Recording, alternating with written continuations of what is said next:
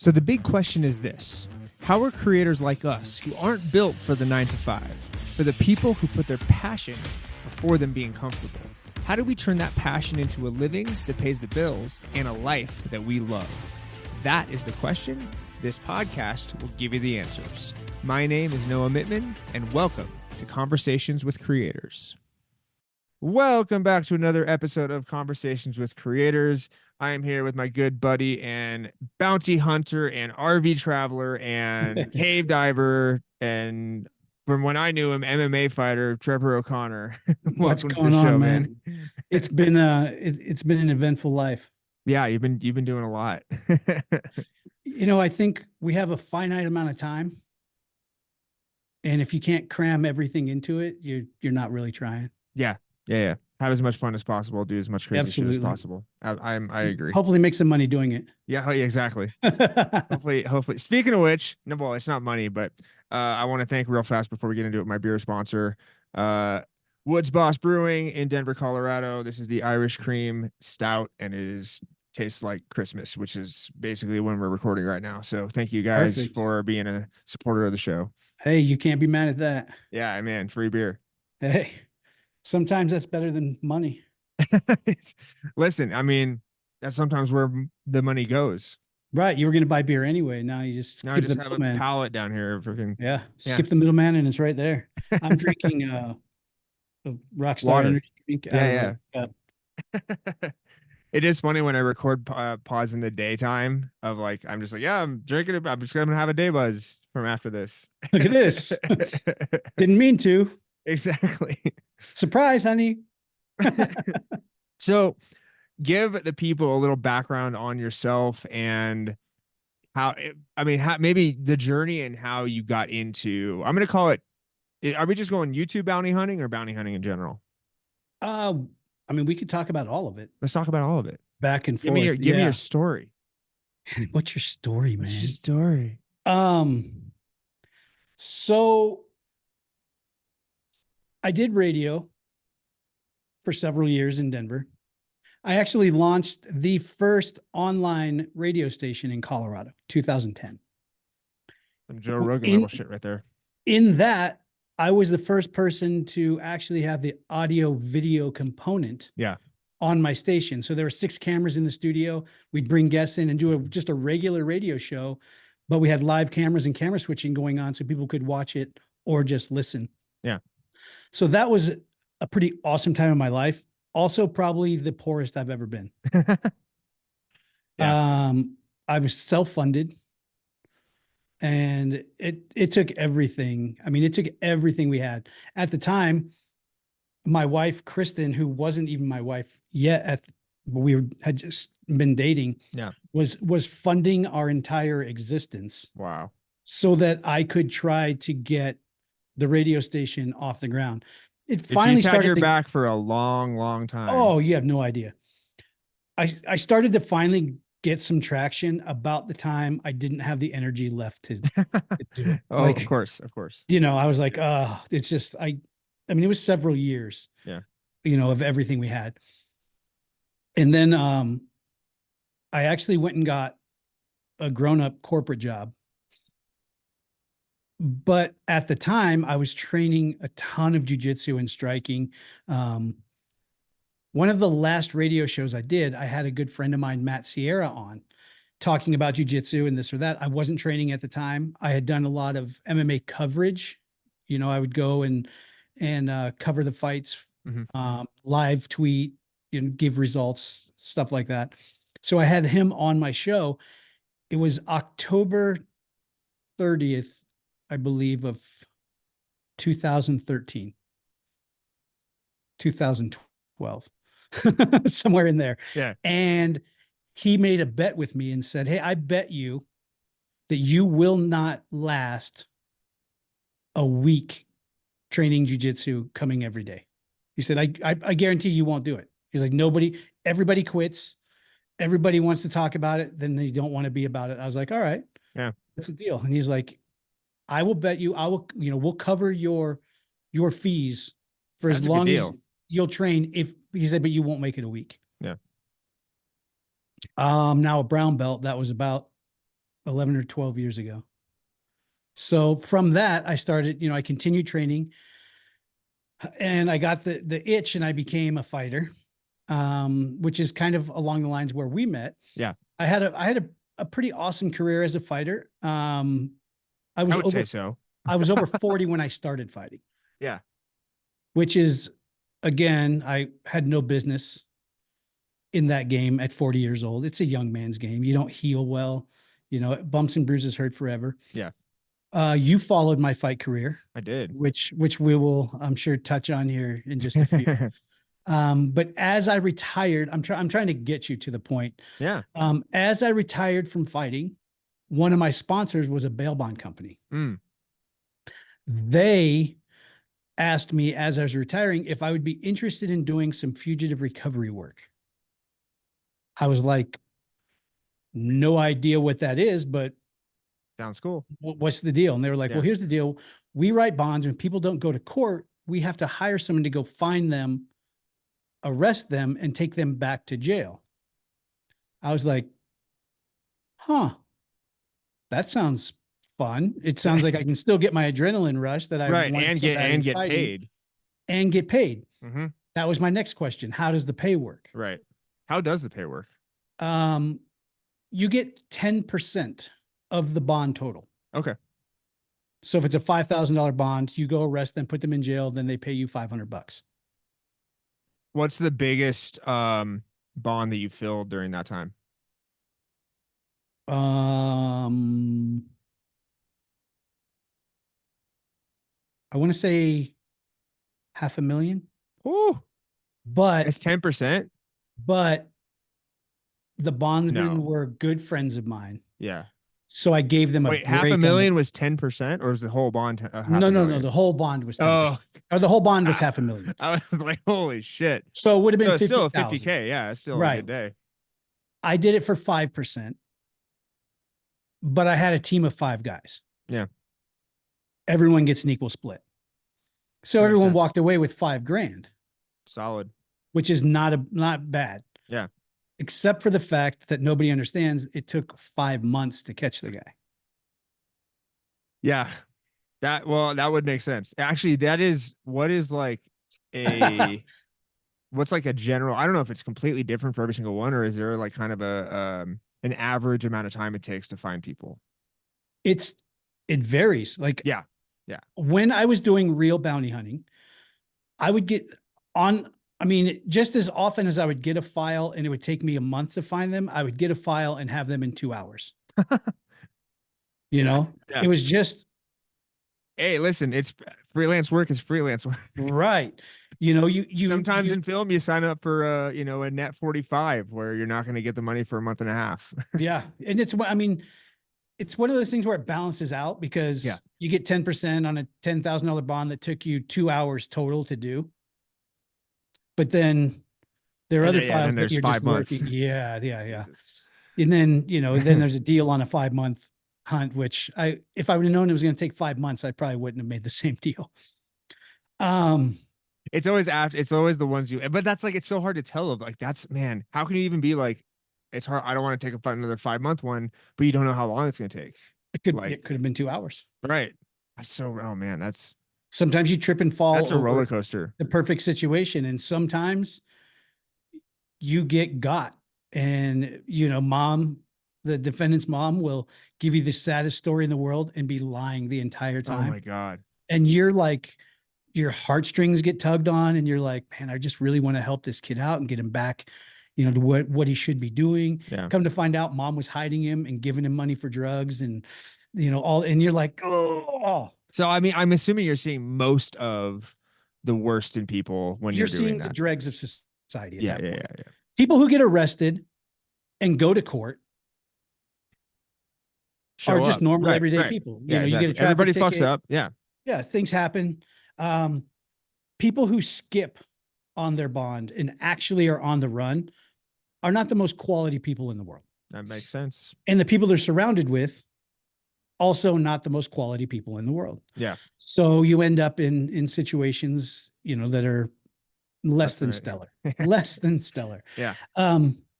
So I did that like 2013, 2014, Yeah. as I was winding down my fight career. Um, Let's talk about your fight career though, because I know we're dropping the we are documentary on your channel today, right. and I'm super excited for that because this has been sitting It's been dormant for sitting a for a long time. long, long And time.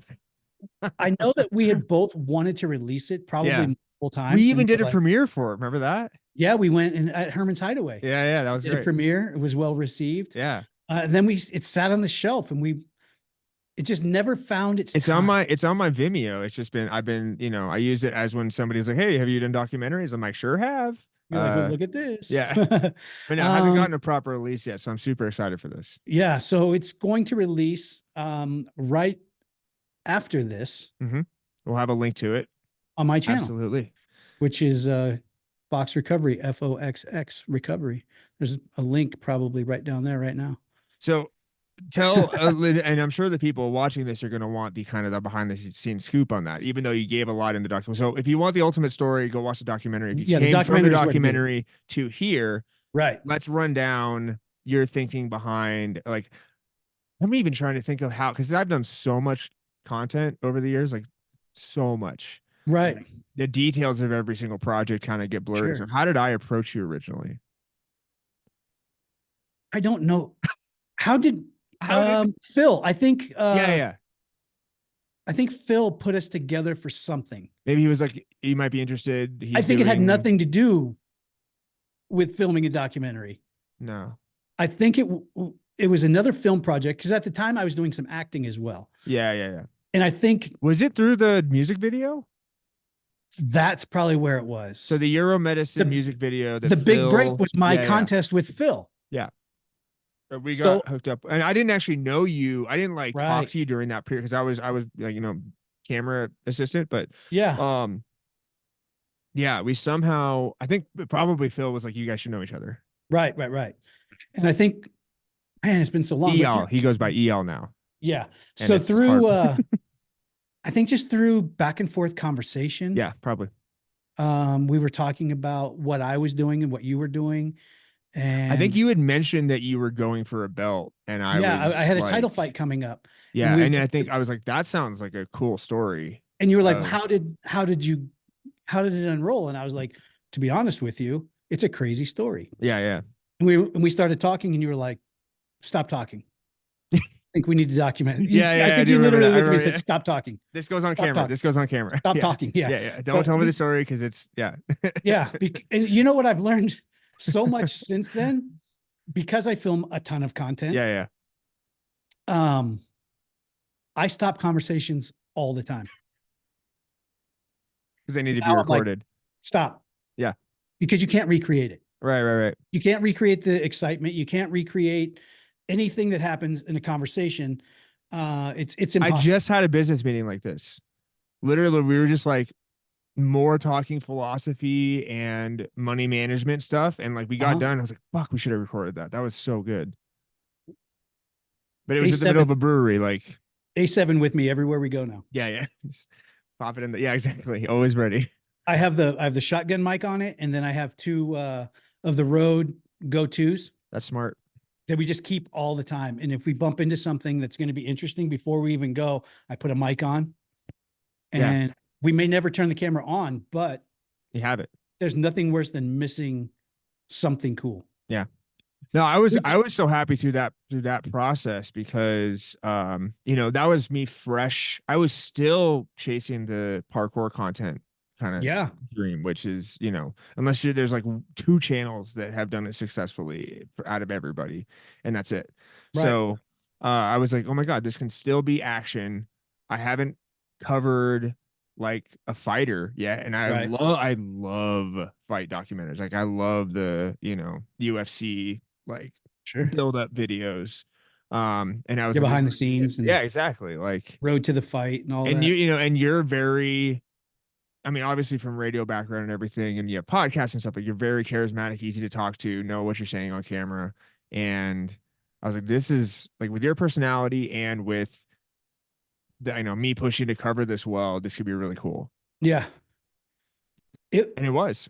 I will tell you right now that the stuff we shot together is some of my favorite content, and I've shot a lot of content. Hell yeah. I mean, No, just I'm proud of it. I some agree. of the scenes. And, The oh no, scene. it's funny because so we made that like what 10 over 10 years ago, call it maybe a little bit less. No, I think that was 2014. 14. So Oh almost, yeah, God, yeah. almost 10 Yeah, years 10 years ago. ago, man. Holy crap. Yeah, that's crazy. But no, I agree. I was rewatching it and I was like, this shit holds up. Like, Some of the this is the running solid. scenes Yeah. up at where were we? I think were we at Mother I, Cabrini? yeah, yeah, Mother Cabrini. I think we ran up That's Mother like Cabrini. my home drive now because we live in Evergreen. Yeah. Yeah, I that's remember that. No, because it was so foggy. That was we so kept dope. It was so yeah, dope. that fog was we couldn't have planned that. No, you can, how could No, you? no, that was awesome. I just remember we were like, all right, well, let's look at it from this angle. All right, can you run this way? Yeah. Can you all right, can you one more time, but can you and I was like, dude, I just ran 6 miles. I'm like, yeah, but we need the shot. Just a little bit. Yeah, just keep I going. only need you to run like 100 feet. Like it's not bad. Yeah. But I actually went back and watched the other day, just kind of to freshen my mind. Yeah. And some of those scenes were just insane.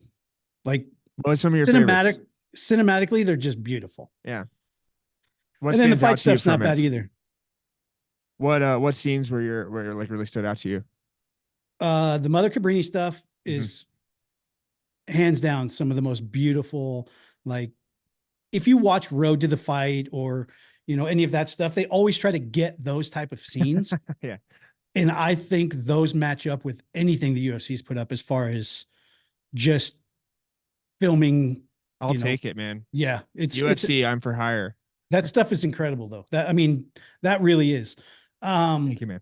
I was having Luckily, just as much fun as you. I mean, well, I was having more fun than you were because you were. Think I about was it though. run, Think about it though, because you were running. I was also running beside you were you running with with the a camera camera. rig on. Yeah. Yeah. The only time you got a break was when you were up one curve Yeah, from me filming downhill of me running. But other than in that, you were Converse. chasing me. You were chasing me in Chuck Taylor's, I think, just That's what I cruising. wear. Luckily we won the fight. I know how Ultimately, I was like, that was funny. That was like in the back. I wasn't because you were so confident. I was like, oh, he's got this. Like, and then when now that we saw the result, like there was no doubt. But it was right. definitely like I was like, God, I fucking hope because we've done a lot of We filming on we this, filmed so and if he much. doesn't win this, it's just not gonna like Like you don't the have a documentary satisfying really ending. doesn't No, have any no. teeth at that point. You're It's like, like well, I'm 40. What'd you expect? road to failure. But no, it turned out to be road to dominance, and Yeah, it was I could not have storyboarded that better. yeah, walking through your fan section to the song that has been written about you by a dope band. Like Right. it was everything. It just you, but like, How about that crowd though? oh, I know. Dude, I was just like, that was the most hype like reaction I've seen from just like being there in person, other than like like a hockey game or something. When we were at the venue, we stayed up in the ready room for most of the night. Yeah. There were a couple of times I popped my head out because where I was, it looked out. They would and start chanting my name while other people were fighting. Because you were the title fight, right? Yeah, I was the main Yeah. event. Yeah. It was so weird. Like I would just pop my head out to see what was going on. Yeah. And my crowd was so big right across from where we were. They would start chanting my name while other people were fighting. And I was like, oh, I just respected also honestly, like the show up. Like it is hard to get people to support it's hard to sell anything, tickets. anything. It's And hard the to fact give that you tickets away. had right. You're like it's hard to just even if it's free, just like people showing up someplace. Because like again, Right. plans get in the way, whatever. You had a massive, and everybody had your signs. Like I was like, God damn, like he's really got some I fans here. sold over 65% of the total ticket sales for that event. That's wild. There were 9 fights on that card. Yeah. And I mean, so they were just and that. Well, now especially not even just the documentary, but you sold 65%. They're chanting your name the whole time, and then Yeah. imagine you lose. Oh God. Oh, no, but you didn't, and it was That's great. the word. Yeah. Yeah. You did, and you slammed his ass. Holy shit! I had That was decisive, dude. I had such a good mental Yeah. prep for that fight. Yeah. I was unbothered by life. Like you could not put an obstacle in front of me at that time. Your eyes are I on the was, prize. yeah, I was there. I That's was how you have to be, diving. though. Yeah. Oh yeah. Like, You have to be, if you're going to do something like that, you have to give yourself permission to be the most selfish you've ever been. yeah, And that's it. yeah. But it's not out Well, of being because you're stepping in the cage. right. It's not out of being selfish to be selfish. You have to be selfish with everything because you're risking your physical health Right. for the entertainment of others.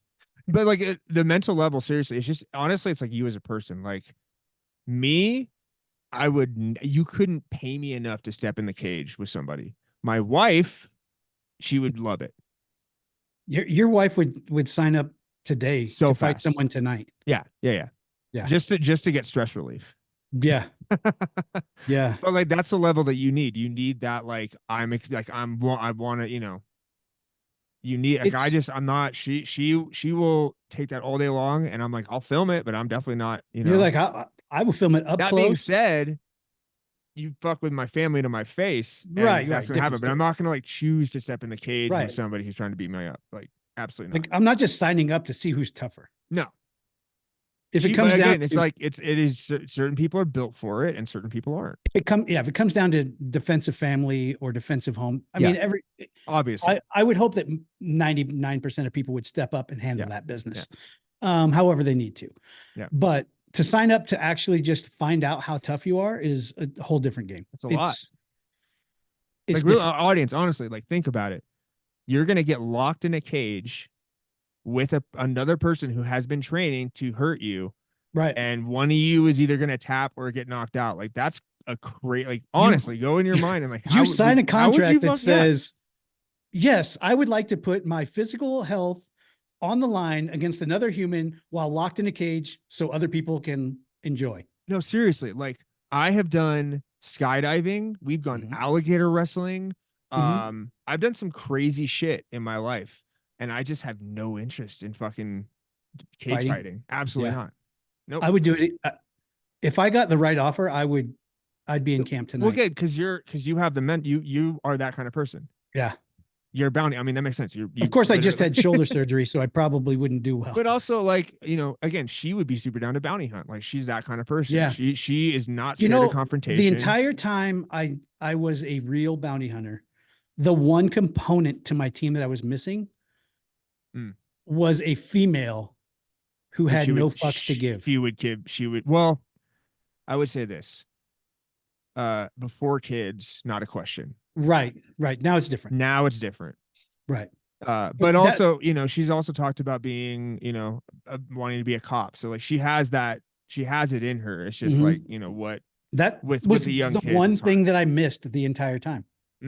Oh, man, that would have been crazy. Was a strong female partner. Oh, and I mean, she has she works in carpentry and construction. Like she's fucking not strong. like a little bit of carpentry. Like she builds things. She builds full decks by herself, literally by herself. And she has ways of like getting stuff up, and it's wild. I did, we were a little low on money this month. So I went to work with her for one day, and we were pouring concrete, which involves, just lifting 80-pound bags and stirring 80-pound bags, mixing crete all day. And I was like, babe, this is one of the top 3 hardest days of work I've ever done in my life. And she's like, I do this full time. She was like, this was a Tuesday for me. Literally, that's what she said.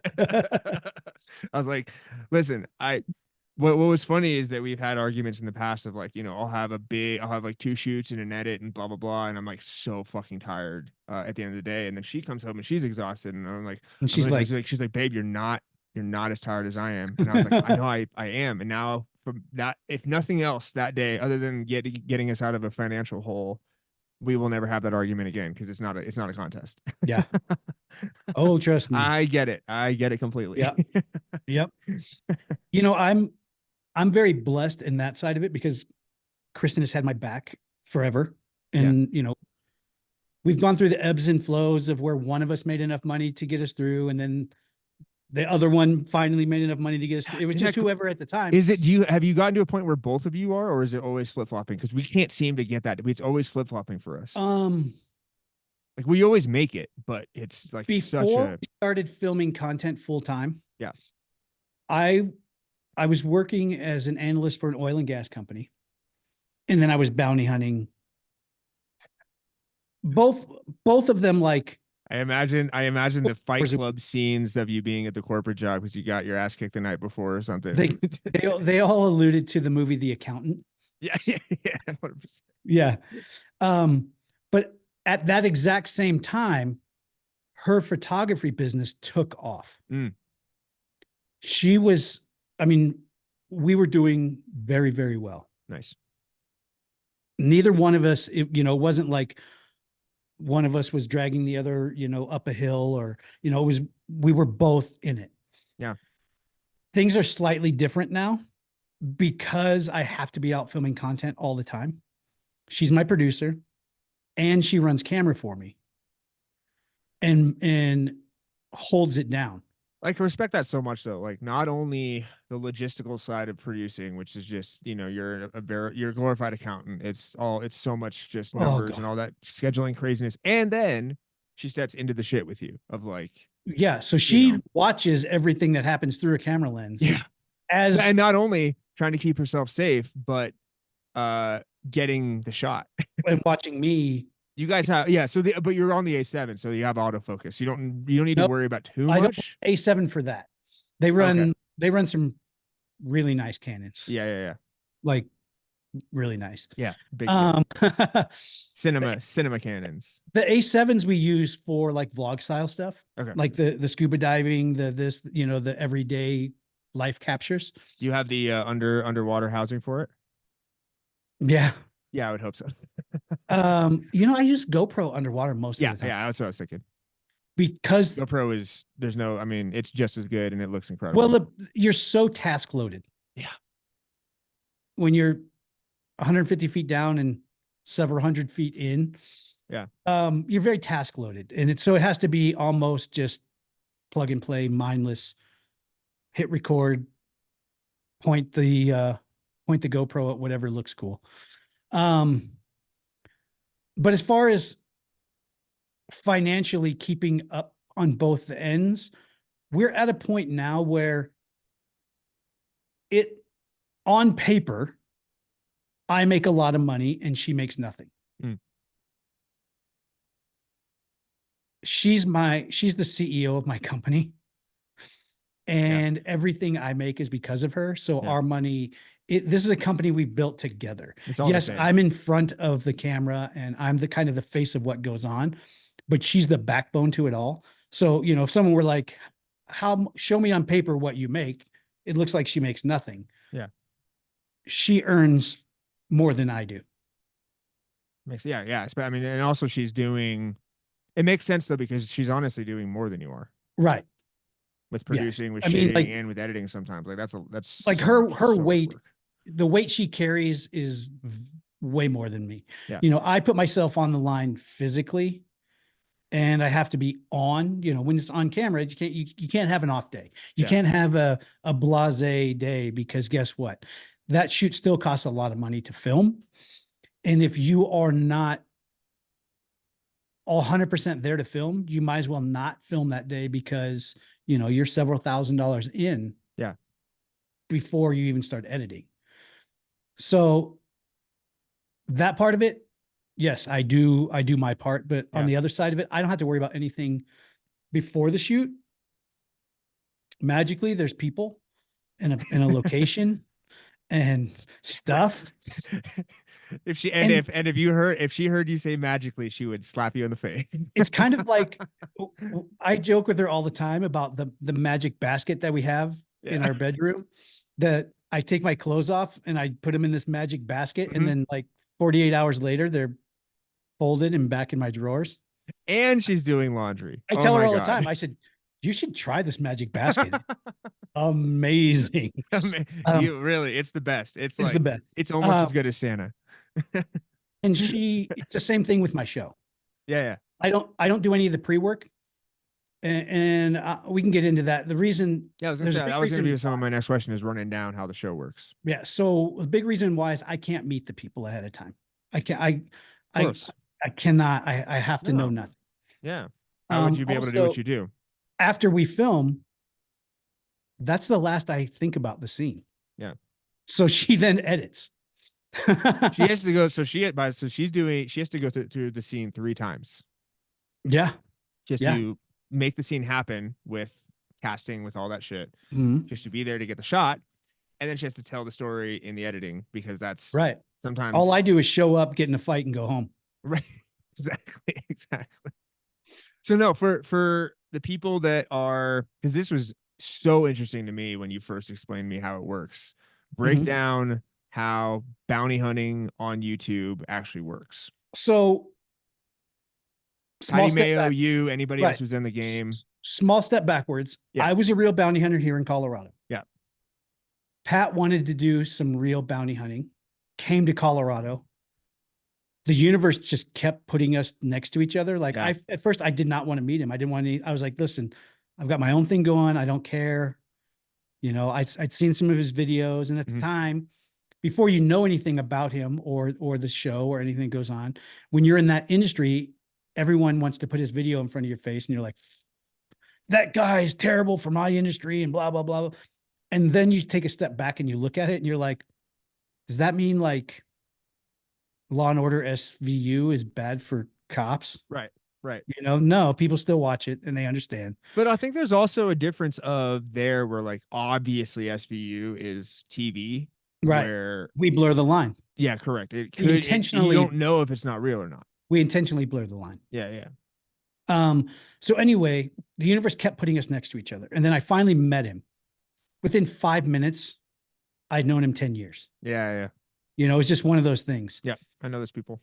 And so he came and we filmed a bunch of episodes, real hunts, Mm, like real hunts. We took down a yeah. guy who was on a murder warrant. We Wow. took, yeah, oh yeah, we took down some You're bad. it's all non I'm guessing it's you don't carry an actual gun on it. Even for real bounty hunting, correct? Or do you have or on real stuff do you actually carry a gun? Would you? Yeah. Fair. Well, there's Hey, that come to conversation. this. We're gonna have a knife fight. Here's a spoon. Yeah, exactly. Fair, fair. Yeah, that makes sense. We took down. We had some really cool takedowns. The problem is we even put a few of them up. Mm. The problem with real bounty hunting, if done properly, very boring. Yeah. You want to de-escalate everything. You want to, you want there to be zero physical contact. The best bounty hunting scenario is you walk in, they see you, and they go, Shit, my bad. crap. Yeah. Because you've done your job. Yeah. You've done the legwork, you've done the investigation, you put yourself in a situation where when you were face to face with them, they were at a disadvantage and they knew it. Yeah. Honestly, that makes complete sense. And it's just safety wise. Right. Yeah. Now, forever there's been this folklore and this glory seeking thing about bounty hunters where they're like, oh, they kicked down the door and drug him out by his hair. And this dude, I was a real bounty hunter for 5-6 years. I could probably count the number of actual physical altercations on one hand. Wow. Yeah. Because you were good at it. Because you do it right. That's not well that's not the goal. The goal is not fighting. No. The goal is get the job done and get the money. The goal is to protect the financial liability of the bail bond company. Yeah. That's it. I'm not a cop. I don't care about, when I arrested a lot of people and gave them the opportunity to empty their pockets and leave things behind and not put themselves. Why? Because I don't get a bonus if you get an extra charge. Right. I don't get, there's not like a gold star board where it's like, oh, I got this guy and he got more charges. That's called also like being a decent person. Like you're already fucked. You don't need to add unless you want to be an idiot and do the whole thing. Like, well, I'm giving the opportunity to not get in less trouble. The other piece of it is people think Denver is a big city. It's a big small town. Yeah. Yeah. Anybody who thinks Denver's a big city, go to San Francisco or New York. Right. It's I always kept in mind that I will see these people again. Yeah, fair. The last thing I want to do is get shot in the back of the head at a 7-Eleven because I belittled or demeaned or made someone feel less than because I had power over them. Very good point. I walk around absolutely with my head held high. And I see people that I've arrested, and probably 90% of the time they walk up to me and they're like, "Hey man, I really appreciate how respectful you were. I really appreciate that, you gave me the opportunity to call my wife, or to do this or to do It's that." Or, huge. Being a good person. and Well, and again, you're not afraid of the violence potentially right. of the ties. You're like, 'cause if you know that you did well and they're thanking you, like Many, many that's how to do times, it. many, many times I ended up in situations where we ended up on the guy. And of course, their adrenaline goes through the Yeah, roof, and they're thinking, obviously. how do I get out of it? And they would be like, "If you come through that door, I'm going to kick your ass. I'm going to do this." But I'm like, dude, yeah, you could absolutely kick my ass today. 100%. What's that going to do? Right. I Get don't, you in I more don't, trouble. I don't want to fight you. I don't Yeah. want to get beat up today. De-escalation. I've given them the ability to feel like they still had some power. And honestly, and I think that's what they miss when they're inside or incarcerated. Like all of your power is gone, all of your Sure. all of your humanity. They treat you like a number. You're treating them like Dude, a person, which is a I big spent deal. more money on meals on the way to jail than some Mm. people make in a week. Why? Because I'm not putting you in jail hungry. I'm not, your last meal is not going to be shit you found in the garbage or stuff that was going on. Hell yeah, dude. Everybody eats. You got some cigarettes. Cool. I kept a pack of cigarettes in my car That makes sense. before we walk in the jail. Do you smoke? Have you had a cigarette? You want one before we go in? Cool. I guarantee that answer is yes every time. 90% of the time. Yeah. Yeah. So So anyway, now we switch from that to so Pat then YouTube bounty goes, hunting. Pat goes, "Hey, this is cool. People don't want to watch it Well, because he's smart and he knows. Yeah. because we filmed a bunch and Just put some up." content. Yeah, yeah. And he was like, "I really want There's a you." lot of talking in this. Yeah. He's like, "We're standing outside the door for a really long time." He's like, "What would you think about coming and filming my show with me?" And I was like, "If it made sense." And he's like, "I'm going back to California. We're going to film a new season coming up. Fly out for a week. We'll film the entire season in a week and then go home and continue your regular life. And then, every 3 or 4 months, That's a good pitch. yeah, every 3 or 4 months, you'll come out, we'll film another season, and then you go home." It ended up being like every month and a half. Oh yeah, because it worked. Because it worked, and we clicked. And then we got to the point where, and this lends to the character of Pat and the heart that he is.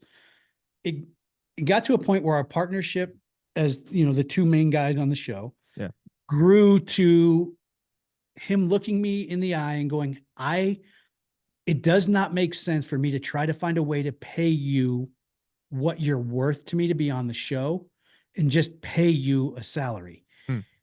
It's time to start making your content too. He's like, it's rather than me paying you a salary, I would rather give you an income. Yeah.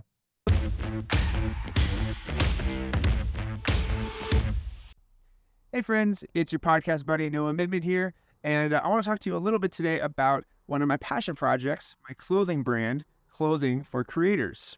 Roll the tape. If my life were a movie, the hero's big speech would end with, "Stop waiting, start creating." Because that's the drive behind my story. Like when I couldn't afford to finish film school. So instead, I started my own production company and gave myself a trial by fire YouTube business degree. And it's not just me with these kinds of stories. There is this growing movement of passionate, creative, flow state writing, hustling, persistent creators and entrepreneurs that are taking the internet and the world by storm.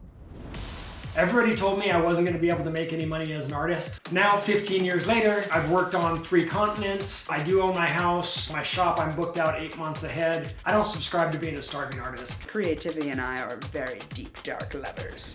I've just decided I'm just going to make stuff. And even if it's not perfect, like, it's getting made. You're going to think that there's right answers and there's not. I don't know what the hell I'm doing. let's just throw dye on it and it'll look great. You don't need rules some old guy in a suit made up. You don't need anyone telling you that your voice doesn't matter. We are makers, creative types, side hustlers, doers. Why? Because we get shit done. The most important thing every single day is just to get your shit done. Just keep doing it, keep producing, keep creating, and as you do that, you're going to start becoming the person that you want to be. Don't be scared to try. Commit. You can't half-ass do something. We're full ass around here. So there's a film you need to make, a company you need to create, a voice you need to share, a product you know the world needs. Put all of yourself into it until anyone who has ever doubted you starts asking you for a job. Then you get to play for a living. You get to create community, partnerships, collaborations, building bonds with people that like the same stuff you like. You get to live with your heart on your sleeve, a smile on your face, and a solid answer to when anybody asks, why do you do what you do? Sometimes you have to say fuck all the rules to get something that you really need to get out of yourself. You don't need the opinion of the old guy in the suit. You have to give yourself permission to just go. A little less conversation, a little more action. Clothing for creators. Go check out snowmanfilms.shop today. Hey there, fellow creatives. Conversations with Creators dives deep into the minds of successful filmmakers, artists, musicians, and all-around awesome people. We are looking for some kick-ass sponsors to help us keep this show on the road. If you want to reach a tribe of dedicated listeners who are just as passionate about creating as you are, then look no further. Our audience is full of people who appreciate a good laugh and are always on the lookout for new ways to fuel their creativity. So, let's team up and create some magic together. We'll work with you to make sure that your brand is showcased in the best light possible. And who knows, maybe we'll even become lifelong friends. Just imagine, years from now, we'll be reminiscing about the good old days when we first teamed up to take the world by storm. Send us an email at noah@snowmanfilms.net to say hey and get the ball rolling. Now back to the episode.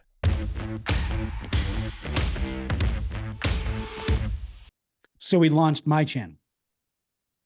It took off real quick. And the fact that he had zero ego in filming content as my partner, in the way that I film content as his partner, he's the lead on his stuff, I'm the lead on my stuff. And he acquiesces to the point that that's my episode. Yeah. And he didn't need to do that in any way. Did not need to do that at all because he's already established. Yeah, right. Why would he give someone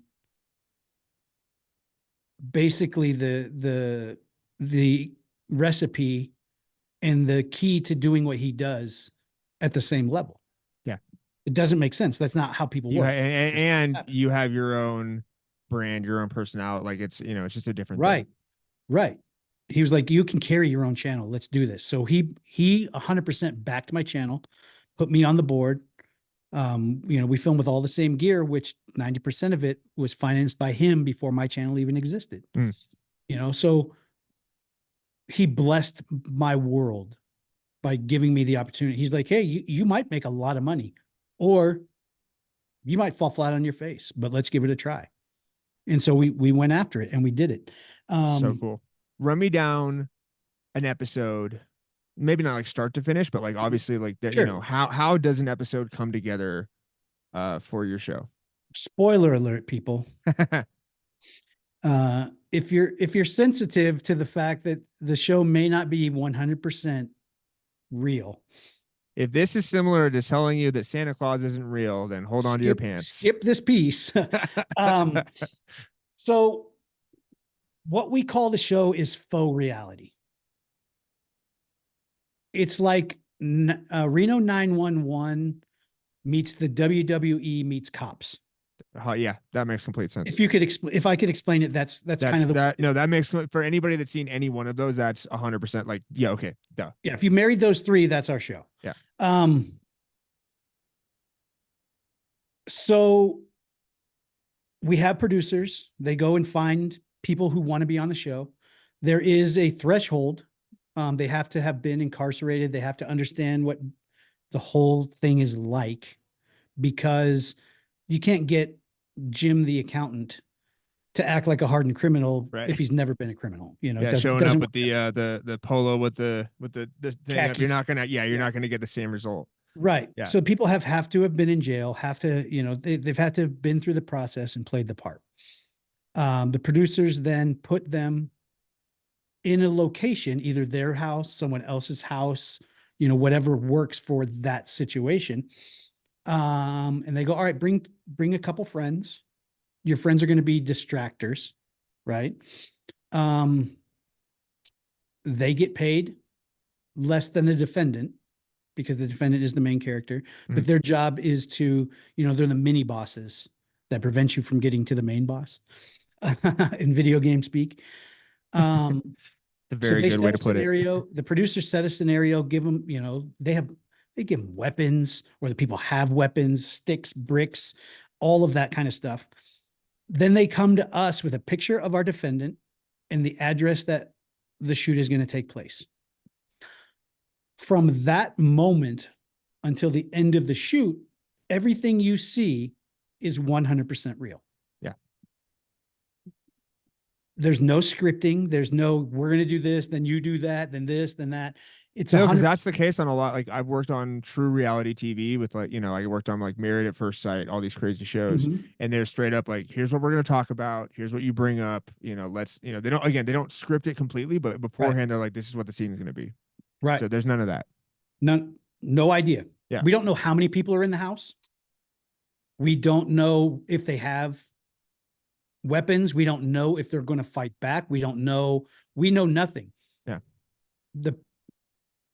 The rule of law is we can only go at them as hard as they go at us. You know, we can't just blitzkrieg because we have all the tools. Yeah. So at that point, it's like cops and robbers with a bonus. We're there. Our only objective is to get that one person in handcuffs. That person's only objective is to make contact with us and then get away. They are incentivized to do all of those things. If they get away, they make the most money. Yeah. If they don't get away, people still make money. That's the recipe for entertaining content. But they are given, people are, more money is made based on what happens during the episode. The more willing they are to go over and beyond, be crazy. Yeah. That's how it works. So is it real bounty hunting? No. Is the violence real? 100%. Real tasers, real pepper balls, real rubber bullets. They throw real bricks at us. They're real fights. This nice big scar on my eye right here. Oh yeah. That's a real door. Trevor gets beat up for a living, or beats more. I mean, beat and then we win more than we lose. Yeah, but we get beat up bad. We're always hurt. One of us. I don't know that at any point are we all healthy. Yeah. You know, I just had my shoulder completely reconstructed. You know, Pat cut his finger to the bone, or his thumb to the bone, in the middle of a 4-hour shoot, and we just taped it up and kept going. Warriors. Everything, you know, you got to look at it this way. We're getting in a fight every single day. They're getting in a fight once in their life. Right. You know, we have to manage our bodies through every single day. And, you know, trust me, we see the hate, and we, you know, comments online is like the worst possible thing anyone could ever do for their mental health. Yeah. You don't do that. Pat actually keeps the comments off except for in his members section. That's smart. I'm still a glutton for punishment. Well, I mean, So have them on. Well, listen, there's a difference between having them on for YouTube, for the algorithm to see that there's a lot of engagement on it, and then reading them. And trust me, I've been down the You rabbit just don't hole. have to. You don't have I've to read read them. Yeah, I've read them. Of course. Some of the most hurtful things. So you really, yeah. Some of the most hurtful things that have ever been said about me by people who don't really know me are in the comments section of YouTube. It's okay. You just always think about the what was it, the D&D episode on South Park, when it's like the fat guy with the fucking in the basement. Just, yeah. But that's the part that most of those people don't understand is the physical part of it is real. How do you fake that, honestly? Like, Can't fake a fight. You cannot fake a fight. You can honestly, even in, there's stuff that's obviously real in WWE, but there's also stuff like you can tell when it's being faked with the camera angle. Like there's Sure. You don't have playing to a whole stadium. It's just you in a room with a camera like that, you know. Yeah. You would have the amount of work that would have to go into choreographing that fight if you're With trying to pull non-actor punches. Oh athletes, my God. No. with people who've never done it before Yeah. in a, in a situation, that's where the realism comes For from. like a 10-minute fight. Yeah. I mean, you throw a punch, I'm going to duck it. You would see Exactly. it Instantly. see through it immediately. Yeah. That's just how it goes. It's different in that aspect that, there's no faking it. There's no this, but what most people also don't understand is our show is all shot in one take. Mm. There's no cuts. There's no redos. There's no, let's try that again because it was cool. The only way to get the authentic feel of it is everything is done in one take. Yeah. That would be my big, like if I was, trying to do something again because it like, oh, that was cool. Let's like fully do that. But like, no, stopping it at any point wouldn't work. You can't do it. Yeah. Have we stopped episodes? Yes. And guess what? That's the end of the episode. We just throw it away. If something happens to the point where we have to stop. What are reasons that you stopped before? They're very few and far between, but when a participant gets hurt, we stop. If something happens and they're actually injured or hurt, we stop. Yeah. And we take care of them. We make sure they get proper medical help. We get an ambulance there. We take care of hospital bills. We go over and beyond to make sure. The only other time things have stopped are when someone intentionally thinks they're going to be slick and mess up a scene for us. We've had people on the show who are like all about it. And then what we don't know is they're like, I'm going to expose them. And they intentionally do and say things. That doesn't like, you want to get paid? Like, why are you here? What you like, do you think it's going to air if you're like, oh, I fucked it up? Right. It's so dumb. It's not live TV where it could actually happen. It's YouTube. Right. Yeah. I can get rid of it in a second. Right. Sorry. You're like, dude, we have editing. Like, what are you doing? Guess what? Delete. Yeah. Bye. Footage gone. You fucked up your buddy's paycheck. Yep. Nobody. Yeah. So yeah, it's very, very rare. It's very rare. But for people to understand that it's one take and it's just go, go, go, there's 2 cameras and everything that happens is captured. And do we miss stuff? Yeah. Sometimes something crazy happens over here. And the camera was over there and you can't restart it. You can't be like, no, go back around that corner. I'm going to come. Nope. The only thing that I could think of that could potentially help with that is doing like a Nest cam in like the top corners of the house. We used to run body cams. Yeah. It's just the footage is garbage. Yeah, fair. When you put it next to 4K, quality, it just looks, well, and I guess, is the right angle going to happen? Because if you punch in at all on Nest Cam, it looks like crap. Yeah. You get one wide shot and that's it. We've tried all of the ways to do it. And the way that works best, 2 cameras, they're chasing the action. One camera on each person. Yeah. Camera on Pat, camera on me. And then our other partners are kind of intermediary. So if they do something, one of our cameras may switch to them and pick up what's going on. But I mean, it works so well though. Like honestly, like the entertainment value, my God, it's so watchable. What too is the camera operators are also producers. So they kind of have an idea.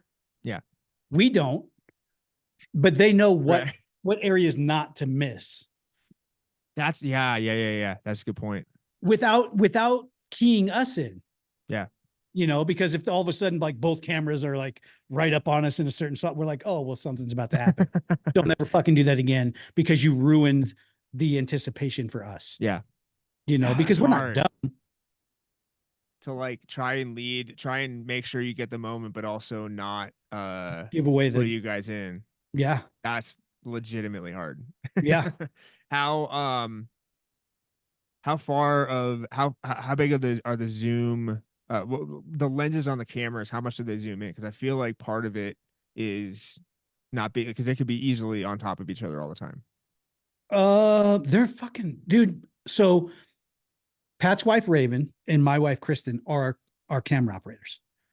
They're both the tiniest little people in the world, and they fit in the weirdest situation. Like we don't even notice them, and they are like, they're both super flexible and crazy.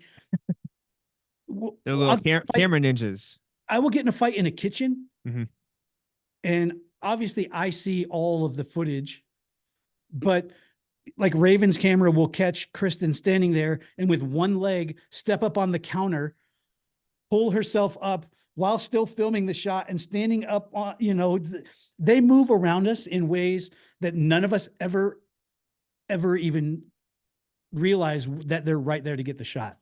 That would actually be a fun just for the behind the scenes of setting up a Nest Cam of like, hey, we're gonna set the Nest Cam up in the weirdest spot to film to see how they cover this, because it's a whole dance. And have that for like the join. They move and they fit in situations that, and all of a sudden there's like the perfect angle of something that I'm doing. Yeah. And the only thing there was like 18 inches of dead space between me and a wall, and somehow they get it. I will say tip of the hat to you ladies. That's amazing. Yeah, that's a hard job to do. We stay very cognizant of where they are. If I'm like walking into a fight, mm-hmm. many times I will place my hand, because they wear vests too. I will place my hand on their vest so that they know that I'm right there, and I will slide them ever so slightly so I don't bum rush through one of them. Right. And we're all pretty good about just like a tap on the shoulder or a hand on a hip that says, hey, you're looking through a camera lens. You don't know I'm right here. I'm about to. No, that's huge. That's huge. But yeah, no, that's definitely a whole art in itself of capturing the episode without interjecting themselves into the episode. Yeah. And it sounds like you have it down, which is the coolest. That's the system is down there. And the other thing that lends to the realism is they get caught on camera. Yeah. You know, one camera catches the other and we leave it in intentionally because it has that gritty kind of police doc series feel to it. No, but the hand on the shoulder is a thing that a lot of production uses in general, especially for like, honestly, just think like walking and talking shots when the actors are doing that and somebody is walking backwards holding usually the camera. Yeah, exactly. And then you have the assistant who's looking out behind with the hand on their shoulder to be like, right. Especially if it's, you know, kind of, if there's obstacles or whatever, like you have to have that support. Yeah. I mean, otherwise you're going to fall on your ass. Many times stuck an arm out and caught a camera person because they were about to trip backwards over a couch.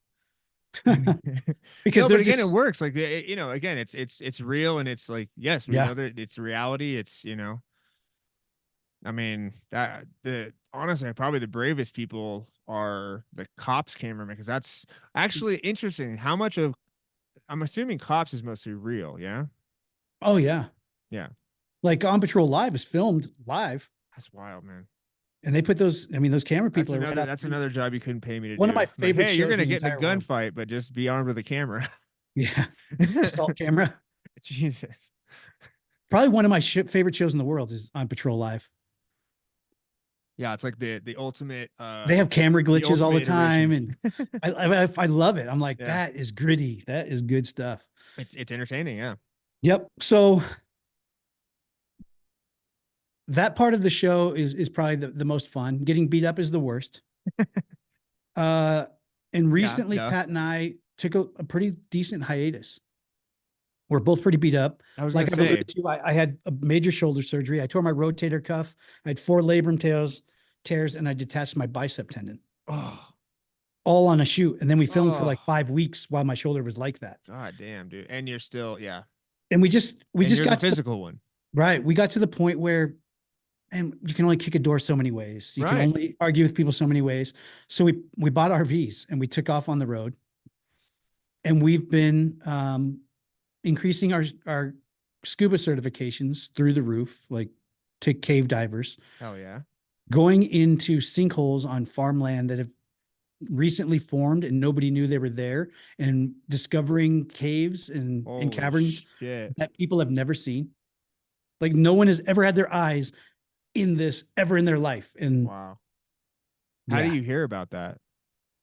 So our cave instructor is one of the premier cave explorers in Florida. So he gets all of the intel. Yeah. He gets all the LiDAR data. He's just out finding stuff all the time.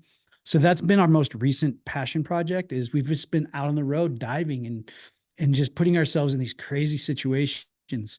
I'll send you a clip. I have like a 5-second clip, and we're down in the water, right at the opening to a cave. And I turn and pan my GoPro up to show the hole we came in. We're about 150 feet straight down, and the blue speck of light looks about that big. Oh my God. Oh, I've never felt more peaceful in my life. wow. See, that's the level. Most people would be in full panic mode. You're just like, it's you're like, amazing. I'm not fighting anyone right now. It's just amazing. So we've been doing a ton of that. Yeah. Another spoiler alert: we can't stay away from filming very much. There's new stuff coming. Hey, how much actually? And this is made for you, but also for viewers. So there's kind of managing expectations. How much more of the bounty hunting level of physicality do you think you have left in you? Less every day. I'm over 50. Yeah. People don't get that all the time. And I grew up wrestling, fighting, jujitsu. My body is beat. I've had 2 knee surgeries, shoulder surgery, wrist surgery, several other things. I mean, my body is,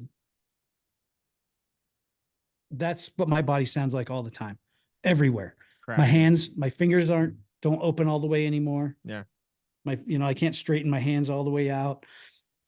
My shoulder surgery was great, but the recovery has not been awesome. Like my range of motion is not there.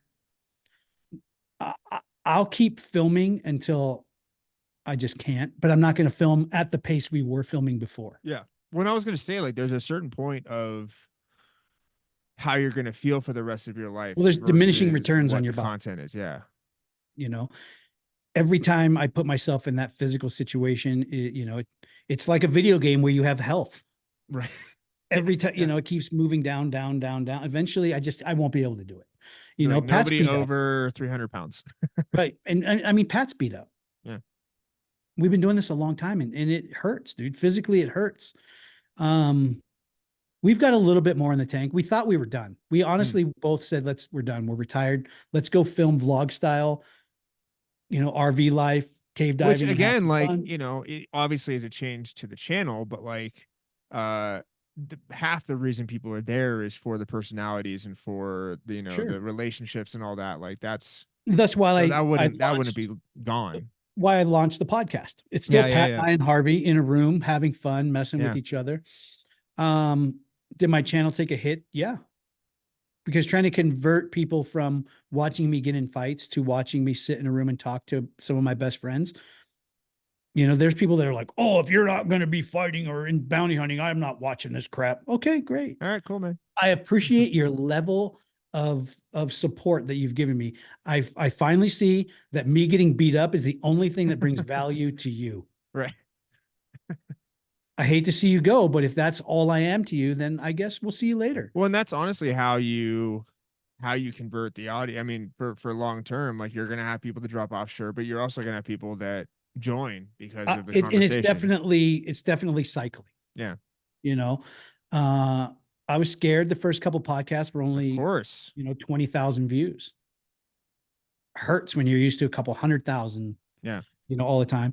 The most recent one is up there, almost 80,000, 90,000. It's starting to happen. Have you guys been doing like reels with like the clips from the podcast? I have. I just recently started using AI stuff. Yeah.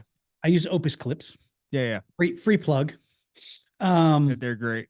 And they put things down. I tried to do it, and I'm just such a editing perfectionist. I was like, I know there's more interesting spots. For me, it picks out like 5 or 10. Yeah. No, it's great for efficiency. It's fantastic. And I can drop those, on Instagram with a link that goes back to the podcast, and it's great. And Pat and I are full of zingers, so it's not hard to pull stuff out of those That podcasts. would be, I was going to say, with you guys, I assume they would be, most of the podcast is usable for clips. Sure. And that makes it so much easier because it puts in the captioning.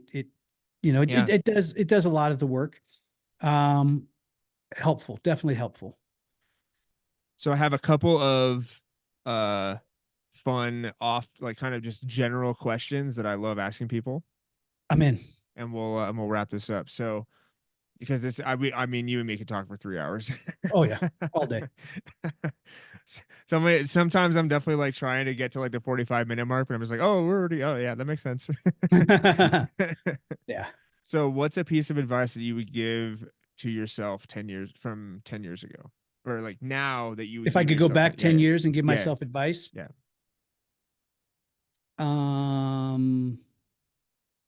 Stop caring what other people think. Mm-hmm. Because in reality, most people don't think about you as much as you think they're thinking of. If at all. They don't care. They don't care. Yeah. Very true. No, that's been a big, honestly, probably in the last year or two, I've really like stopped caring. Do what you are driven to do and have passion for, and stop thinking that other people are. You have to be embarrassed what other people are going to think, because it doesn't matter. And the bigger point is, and this is something we've learned kind of the hard way with some friends, is if they think you're too much, or they can't handle you as a person, you don't need to be like, they don't need to be in your life. Okay. It's fine. It's fine. okay. They're allowed to feel how they feel, right, in their own world. I'm allowed to be and feel who I am and be as authentic and real as I want to be. Yeah. And if it's not for them, that's fine. I don't dislike them. Right. I want them to be happy too. And if me not being in their life makes them more happy, great. Set them free. Dude, I'm the king of, if you come to me and tell me 1 + 1 is 5, I love that for you. Yeah. Oh, I know. And passion, drive, whatever it is, whatever you're like, we always say to people, like, if you're friends with us, we're going to brainwash you into believing in yourself. We're going to drag you into some stuff that you didn't think you were capable of. Correct. And if you can't handle it, we may not be friends. That's fine. You'll self-select. We're constantly doing that. We're constantly reaching the next level. You will self-select. Yeah. In or out. 100%. I love it. Yeah. Care less what people think. In fact, don't give a fuck what people think. Give all your fucks away now. Because you will run into people. Like, I mean, we're obviously far away, but like, you'll run into people that get it and get you on a very deep level and are on the same journey of themselves, and like, you just click really, and really those well. people will remain a part of your circle, even if it's not a constant contact. Yep. But they will notice when something's going on, and they will circle back to you and be like, hey, I saw that. Good shit. Yeah. Or if they're in trouble, like we have a friend that's coming literally from Texas right now, getting out of a abusive relationship, that's going to come stay with us for a while. So like, because we are that, we're like, hey, I don't like, safe haven. We're those people. We're those. I'm like, I'm so happy. It's like the second time we've done it, like for different people. Like, we are the safe place, and we are so proud of being. We've had our kids' friends live with us for extended periods of time. We brought people in that just needed a hand up. Everybody needs it. At the same time, I've cut people out of my life because their energy hurt my life. Yeah, yeah, that's huge to be there at that level, and then also and be able to tell not being people, afraid to leave people behind. Yeah. Being confident enough to say, listen, I don't dislike you. I just can't move forward. Right. With the energy you're bringing around. You're not going to get a lesser version of me. So I'd rather just not talk until if it's, wish you the best. Eggshells of a relationship, I don't have interest. I don't have time for that. Yeah. What's one of your favorite quotes and why? My very favorite quote of all time would be, I would much rather be a warrior in a garden than a gardener in a war. I love that. Yeah. That's sick. It lends to every aspect of your life. Have it and not need it rather than need it and not have it. Don't start it, but end it. I mean, just anything, like Yeah. anything. Be Be prepared. prepared. For it. Have everything to go, you know? Yeah. Can I fight? Absolutely. I can fight. Do I want to fight? No. I don't want to fight. I don't need that. I don't want that. But if you put me in the situation where it's going to happen, guess what? It's going to happen. Yeah. Going back to the documentary, speaking of favorite quotes was when I step into that ring, I'm going to change your day. I love that so much. That mentality is exactly what it takes. And that's exactly how I felt. That is as authentic as I could possibly be. In my mind, you have no idea what you signed up for and how bad your day's about to be. No idea. As much as you think you have no idea. Yeah. And that's it. Top dog. There it is. What is the title of your memoir? What would be the title of my memoir? Maybe it would be, oh yeah, and I did that too. That's a good one. That's a good one. That's fitting. Because I've lived like 10 lives. Yeah. I feel that a little bit too. And I just like people bring up like a random thing. I'm like, oh yeah, I did that. Yeah. I've lived, like, most people are known for one thing. They've done that thing. I've lived at least 5 completely different lives. Yeah.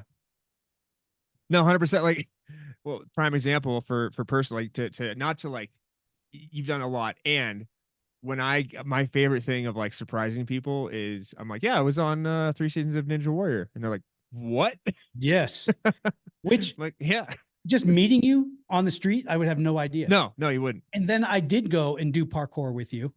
And it's like, oh, okay. I'm an athlete. Hands down, I'm a fucking athlete. Yeah. Like, nobody can deny that. You put me in any situation and I will find, like, athletically, I will find a way to, I may not be the best at anything, but I will find a way to be competitive at anything you put me in. And then I went and did parkour with you. And I was probably the most frustrated I'd been athletically in years. Because don't try breakdancing because it's even harder. Watching you effortlessly do things, and I'm like, oh, that's how you do it? Okay, I'll just kong, kong. One of our last podcasts was, the big question was, when was the last time you were wowed? Yeah. That was a point in my life when I was wow. I was like, how in the is this skinny little son of a bitch able to just and I can't do it. That skinny guy strength. Yeah. But now I got the beer belly, which, by the way, I actually have a New Year's resolution, which is the weirdest shit for me because I never do that shit. But I want to get my abs back. I have an ab. No, if I flex, they're under there, but it's like, you can feel them. You just have to they're there, but I'm just, man, that's like, no, I don't like the tummy. I don't like it. Yeah. But yeah, no, you and I remember you kept up well, but I mean, again, 10 years ago, I was in just peaks. I literally would think I was in Ninja Warrior shape. Like there wasn't anything you would put in front of me that I wouldn't try to do. Right. But watching how effortlessly you did things made me very upset because it was everything I could do to try to find a way to even get, close to a correct result. It's funny because it's literally just like we're both athletic and it's just different types of athletic. There's it's completely different. It's hard to explain. Like what you do is full body and parkour is full body. Yeah, but different. Yeah. Way different. I can make you do yoga. So I cry. Yeah, I bet. Yeah, but my new thing is ice hockey, and man, does that work out the legs. Dude, I played hockey for a while. It's the most fun things I've ever done. I play 3 times a week. It's my workout now. I don't do weights and stuff. I tried and I finally have a butt. I've never had a butt in my life. You'll jump 3 or 4 pounds in a night playing hockey. Oh yeah.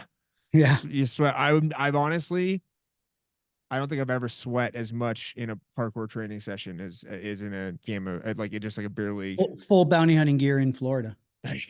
Yeah. Yeah. Dumping. Yeah, just sweat everywhere. Well, lost a couple pounds tonight and took a good poop. We're good. Yeah, it's dude, in comparison, I fought at 145 pounds. Yeah. I walk around right now at 180 pounds. You would, and that like from the documentary, anybody you see is like the cutting weight is what makes people Skeletor. quit. It's like people can't handle it. I'm like, it looks insane. It looks completely insane to me. When you saw me step on the scale, I was talking about amazed. I was like, holy shit, that's the same. Yeah. Yeah. Yeah. Like, all right, I need to eat. I'm like, yeah, no shit. Yeah, I need to put something in right now. You made weight though. Yes. Yeah. So what, I mean, you kind of talked about hobbies, which was, I mean, so of over the years, what have been your favorite things to do, even if you can't do them anymore? Jiu-jitsu is my favorite thing in the whole entire world. The most difficult thing and the most satisfying thing I've ever done. Jiu-jitsu is amazing, mentally and physically. I've never been more mentally healthy than when I was doing jiu-jitsu all the time. Makes sense. Fighting was fun. Probably not the great, but cave diving right now is probably the That's most sweet. zen thing in the entire world. Yeah. Yeah. And I've done And a lot. it's all, yeah, cave diving. So it's all underwater. Yeah. Yeah. I've done a lot of things. Jiu-jitsu and cave diving are probably the most like fully satisfying things in the world. That really sums you up as a person too. I think it's I find peace in chaos. yeah, those are so yin yang from each other. Yeah. Of Well, like it's straight not up combat versus the funny thing is whenever they closed the cage door when I was fighting is when the world got the quietest. Like I was okay. You were locked in. And I was like, okay. Here we go. You watch other people and they're like, of course. I would have the most adrenaline I've ever experienced in my life happen at that moment. Well, you witnessed me taking a nap 35 minutes before my fight. I did. To be fair, though, so Ninja Warrior shoots all night. It's a night shoot. So usually you don't run before like 3 or 4 a.m. The vets are all bring sleeping bags and pillows, and they will nap until about half an hour. Like when they're the really well-known people, they'll do them the service of letting them know about what time they're going to run. Sure. So they'll be able to sleep and relax until they need to warm up and do their thing. But like just long enough. I wake up you just see that first year guy compared to the 9-year people that are you watch them have 12 adrenaline dumps before like, and then they can barely stand with it. I'm like, yeah, these guys, it's become what's Lauren Ball, who he's been on the podcast. He's like, yeah, he's been on almost every single. I know Lauren. Yeah, of course. Meet him. Yeah, yeah, that's probably whose gym you were at. Yeah. Oh, and he was on the music video shoot, but he literally is like, oh yeah, it's like going to work. Like he's done it so much. He's just comfortable. That was he knows the whole crew. Yep. It's just that was fighting for me. I'll be back in a couple hours. I have a fight. Oh man, your family's wild and raised such amazing girls. And I just also loved the fact that you were, making it a point for them as much as for you. It'd be like, you can do anything you want. And if you ever think you can't, I keep show you this movie. You don't become YouTube famous at 50. Right. Guess what? Yeah, true. Right. Guess what, kids? It's all challenges. And another one.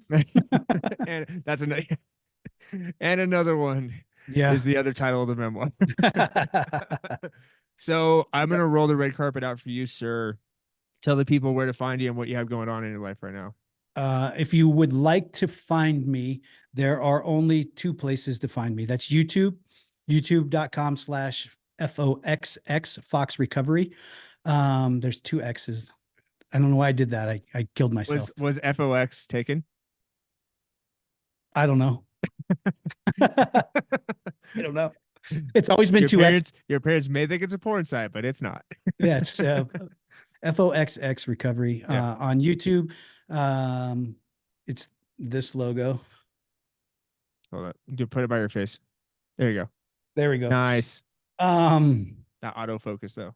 Yeah. And then the only other place that I am accessible online is Instagram. And it's Trevor_does_it. Another title of your memoir. Trevor does it. Awesome, man. Well, this has been an absolute blast. We It finally was got awesome this to catch go, up, man. to chat about this, and yeah, Yeah. it's always good to see you. Um, Oh yeah, and go check out the Go- documentary. Go over there on right now. Box Recovery, because Yeah, 'cause the it's about to documentary that we've launch. been chatting about is about to be, if not already, live, and you And it's can only see like all of our 15 hard minutes work. of your life. It's Yeah. worth it.